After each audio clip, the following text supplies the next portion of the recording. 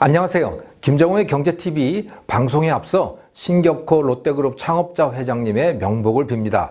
신격호 회장님의 별세는 1세대 제1한인사업가 세대가 실질적으로 막을 내리는 사건이기도 합니다. 그래서 오늘은 신격호 회장을 비롯한 제1교포 사업가들의 모국 투자 이야기를 짤막하게 들려드리려고 합니다. 일단 신격호 회장 이야기부터 해야겠죠. 이분은 1921년생, 그러니까 99세에 돌아가신 거죠. 울주군 출생인데 20살 되던 1941년에 일본으로 건너갔습니다. 당시 조선의 분위기를 견디기가 어려워서 일본으로 갔다고 해요. 뭐 좀 해보려고 하면 마을 어른들이 쓸데없는 짓 하지 말라고 핀잔주기 일쑤였다고 합니다. 그래서 일본을 갔고 일본 가서 우여곡절 끝에 껌과 초콜릿 등을 만들어 파는 이 제과 사업으로 큰 성공을 거두게 됩니다. 롯데제과는 그렇게 일본에서 창업했고 일본에서 성공을 거두었습니다. 그 당시에 돈 좀 번 제1한인 사업가들은 조국에 투자하고 싶어 했지요. 그런데 어떤 조국이냐는 사람마다 달랐습니다. 많은 사람들이 북한에 투자하고 싶어 했어요. 북한을 모국으로 생각을 했던 겁니다. 하지만 남한에 투자를 선택한 사람들도 있었습니다. 신격호는 남한을 선택한 대표적 사업가지요. 원래는 일관 종합제철소를 만들려고 모든 준비를 마쳐 놓은 상태였는데요. 박정희 대통령도 신격호에게 제철소를 지어달라고 요청했었습니다. 하지만 제철소는 국영으로 추진하겠다, 이렇게 방침을 바꾸자 신격호도 준비한 모든 자료를 박태준에게 넘겨줬다고 합니다. 그게 포항제철의 시작이지요. 그 대신에 본인은 제과업으로 진출을 했습니다. 1967년 한국 롯데제과의 출발입니다. 하지만 제과업도 고국으로의 진출이 만만치 않았습니다. 한국 제과업계는 이미 혜태제과, 동양제과 같은 기존 업체들이 꽉 장악을 하고 있었기 때문이죠. 신격호의 승부수는 직배 방식의 유통이었습니다. 기존 제과업체는 대리점 방식을 택하고 있었습니다. 즉 유통을 제3자에게 맡기고 있었던 거지요. 신격호의 롯데는 대리점이 아니라 직접 트럭과 영업사원을 갖추고 동네 가게들을 직접 찾아다니면서 공략한 겁니다. 그게 통했고 롯데제과는 제과업계의 메이저로 올라설 수 있었습니다.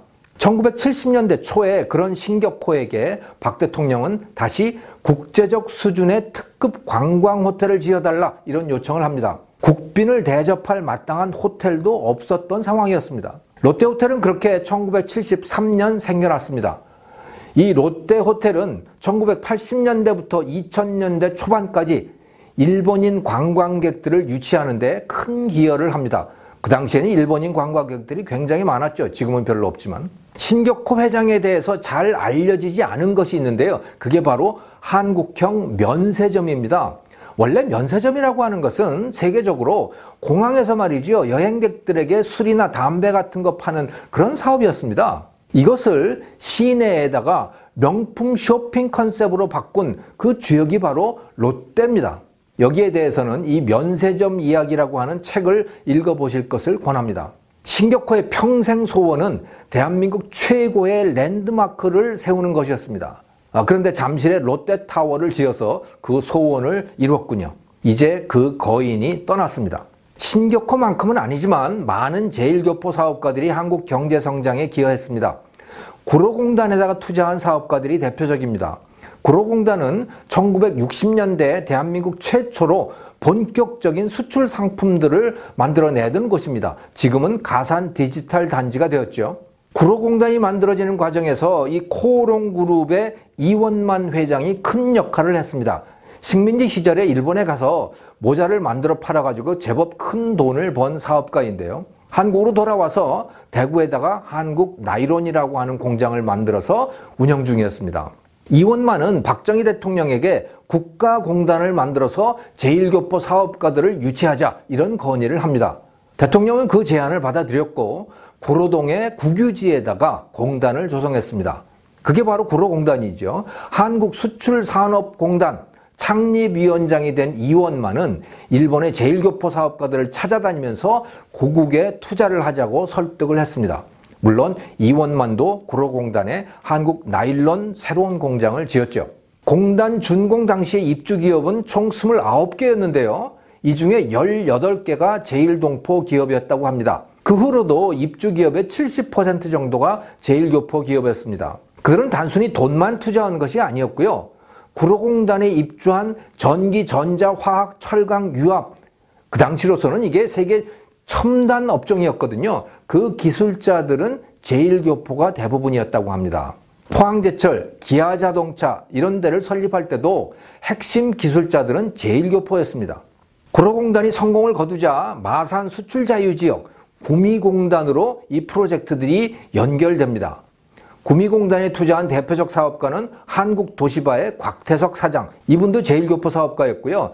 이희건이라고 하는 제일교포 사업가는 또 오사카 교민 340명의 투자금을 거두어가지고 1982년에 본격적인 민간은행을 설립합니다. 그것이 바로 신한은행입니다. 한국에 투자해 주신 제일교포 사업가들 고마운 분들입니다. 한국 경제 발전에 큰 도움이 됐습니다. 하지만 본인들에게도 한국의 투자는 현명한 결정이었습니다. 많은 제일 한국인들이 북한 편에 섰습니다. 그럴 만도 했던 것이 일본 공산당이 제일교포 편을 많이 들어줬거든요. 그래서 공산당과 가까운 교포들이 많았습니다. 게다가 1970년대 초반까지는 북한 경제가 제법 괜찮았잖아요. 남한 경제보다 나은 측면들이 꽤 많았습니다. 그때까지는. 이래저래 해서 제일교포 사업가들은 박정희 대통령보다는 김일성을 좋아하는 사람들이 더 많았던 겁니다. 조총련계 사업가들은 1960년대부터 애국공장이라고 하는 이름으로 북한에다가 김일성에게 공장을 헌납했습니다. 이 표가 애국공장들 리스트인데요. 많죠? 조총련 상공회장, 전연식, 전진식 형제가 헌납한 애국정미공장, 또 오사카 지역 상공회 부이사장 김상규, 이 사람은 평양 맥주공장을 헌납했습니다. 시즈오카 상공회 부회장 최영빈, 이 사람은 모란 종합식료공장, 니가타현 지역 상공회장 김승일, 이 사람은 또 승일 애국 부채공장, 이런 공장들을 만들어서 헌납을 한 거예요. 1980년대부터는 하병공장이라고 하는 형태로 제일교포의 대북 투자가 이루어졌는데요. 이 표에서 볼 수 있듯이 북한에 세워진 하병회사의 대부분이 조총련계였습니다. 마치 우리 구로공단에 투자했던 기업들의 대부분이 제일 한인 사업가들이었듯이 똑같았던 겁니다. 이분들은 사회주의 조국의 미래를 위해서 벅찬 꿈을 안고 투자한 거죠. 그런데 결과는 우리 모두가 다 알고 있죠. 이런저런 이유로 다 망했습니다. 남한에 투자했던 사업가들이 정말 현명했던 거지요. 신격호 회장은 그 중에 최고였습니다. 이제 신격호 회장이 별세했으니 1세대 제일 사업가들은 거의 다 떠난 셈이죠. 남은 분으로는 89세의 한창우 회장이 있는데요. 김연아 선수 경기에다가 후원 광고를 해서 알려지게 된 기업입니다. 마루한이라고 하는 기업. 이 마루한은 일본 최대의 파친코 기업입니다. 이 한창호 회장은 세계 한인 상공인 연합회 회장도 겸하고 있는 분입니다. 그분도 이제 89세가 되었네요. 한국 경제에 기적을 만들어냈던 분들의 시대가 막을 내리고 있는 겁니다. 오늘은 신격호 회장 별세 즈음에서 제일교포 사업가들의 고국 투자 이야기를 들려드렸습니다. 김정호의 경제TV였습니다. 감사합니다.